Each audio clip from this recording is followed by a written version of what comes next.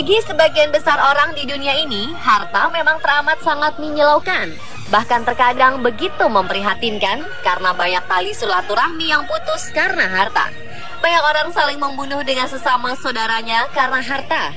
Bahkan banyak pula keluarga terpecah belah karena harta, terutama jika memperebutkan harta warisan. Apalagi di zaman sekarang ini, banyak yang memperebutkan warisan hingga menghalalkan segala cara demi mendapatkannya. Dan berikut, On The Spot telah merangkumnya ke dalam tindakan gila karena warisan.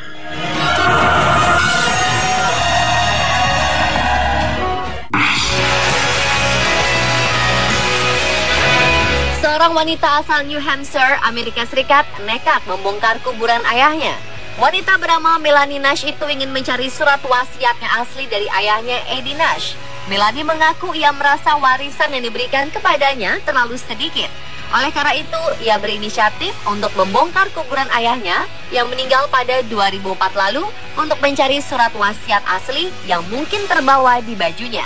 Namun ia hanya mendapatkan botol alkohol dan rokok. Akibat kisah gila yang dilakukannya, Melanie akhirnya ditangkap polisi setempat. Ia pun mendapat hukuman kurungan penjara selama 1,5 tahun.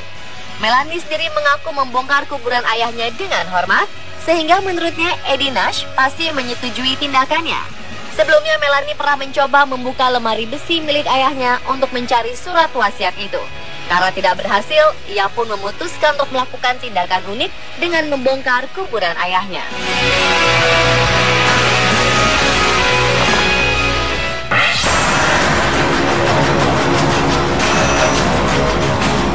Amar dan Kundan Singh Pundir adalah saudara kandung. Amar bekerja sebagai pemecah batu, sedangkan Kundan kakaknya menggarap lahan pertanian sempit warisan orang tua mereka di Himachal Pradesh, India. Dua bersaudara berusia 40 tahunan itu selalu tinggal bersama. Mereka berbagi apa saja dari mulai rumah, pekerjaan, bahkan berbagi istri. Dan memang sudah menjadi tradisi di desa tempat mereka tinggal tersebut bahwa hal serupa juga terjadi pada keluarga lainnya.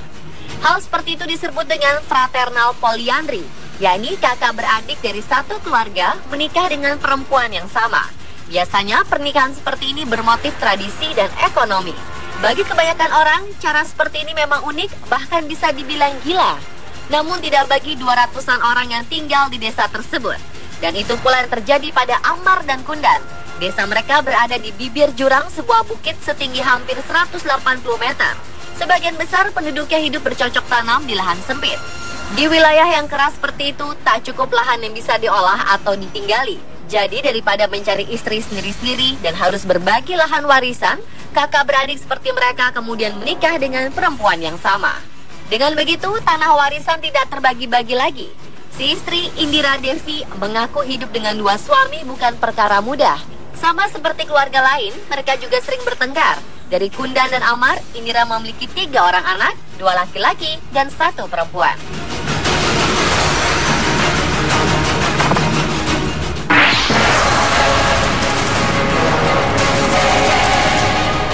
Maria Vicentia tega membunuh ayah kandungnya, Harry Sonda, dan ibu tirinya, Jolie Libinio, demi harta warisan.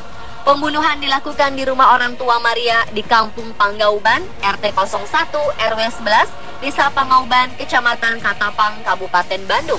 Kapolres Bandung AKBP Jamaluddin mengatakan, Maria membunuh kedua orang tuanya dibantu oleh suaminya, Nicholas Ngationo. Motif pembunuhan diduga terkait harta warisan korban yang diminta paksa oleh tersangka, sehingga membuat pelaku tega membunuh kedua orang tuanya. Polisi pun langsung mencari pelaku pembunuhan. Selang 3 jam setelah melakukan aksinya, Maria pun ditangkap. Namun Nicholas melarikan diri. Dari hasil penelusuran polisi, Maria adalah putri Harry dari istri terdahulu. Maria dan suaminya selama ini tinggal terpisah dengan para korban. Sebelum melakukan pembunuhan, Maria dan suaminya diketahui sempat bersitegang dengan kedua orang tuanya. Warga yang mengetahui adanya keributan di dalam rumah Harry telah berusaha melerai keributan dan akhirnya keributan pun terhenti. Namun setelah perselisihan selesai, warga yang telah pulang merasa curiga karena mendengar suara jeritan. Lalu sekitar pukul 3 waktu Indonesia Barat ditemukan kedua korban telah meninggal.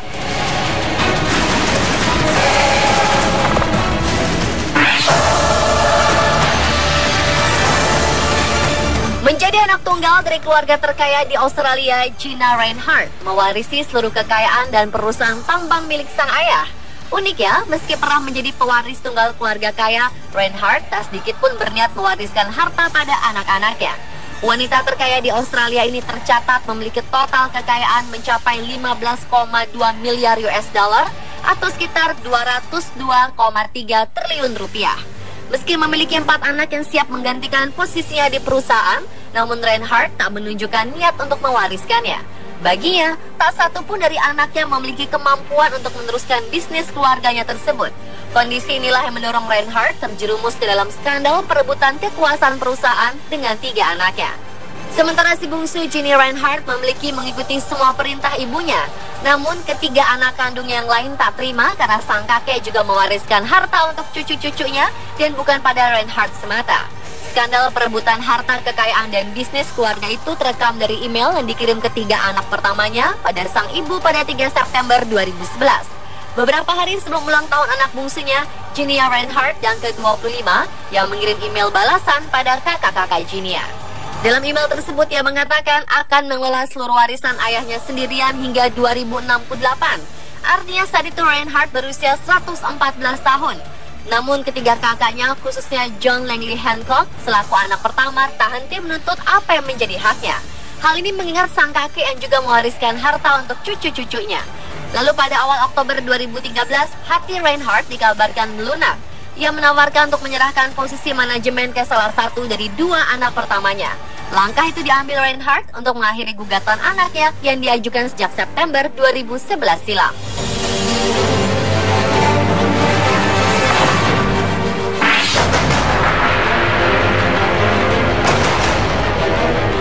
Seorang ibu bernama Titin Soehartini hanya bisa pasrah saat anak dan mantan suaminya sendiri menggugat dirinya. Tak pernah terbersit sedikit pun di pikirannya bahwa orang-orang terdekatnya sendiri yang menjerumuskannya ke penjara. Dan itu semua karena masalah perebutan rumah. Tak pelak betapa sedihnya hati Titin karena di persidangan sang anak mewakili sang ayah menggugat dirinya. Merasa tertekan dan stres berat, kesehatan Titin pun menurun. Berat badannya terus menyusut sejak sengketa tanah semakin meruncing pada Oktober 2014 lalu. Ia merasa sangat lelah karena setiap hari selalu saja ada orang yang datang menanyakan rumah. Dan Titin baru tahu jika anaknya sendiri sudah menjual rumah yang ia huni dengan cara online. Sidang perdana telah dilakukan pada tanggal 5 November 2014, sementara awal berkas kasus telah dilimpahkan pada 24 Oktober 2014 lalu. Paul pun menambahkan bahwa sertifikat rumah memang bukan atas nama tergugat atau Titin Soehartini. Dalam gugatan tersebut, Titin terancam hukuman 3 bulan penjara. Wanita yang kini menjanda dan beranak 7 tersebut terpaksa keluar dari rumahnya di perumahan Taman Cibalagung, Blok T nomor 2, RT 02, RW 05, Kelurahan Pasir Jaya, Kota Bogor.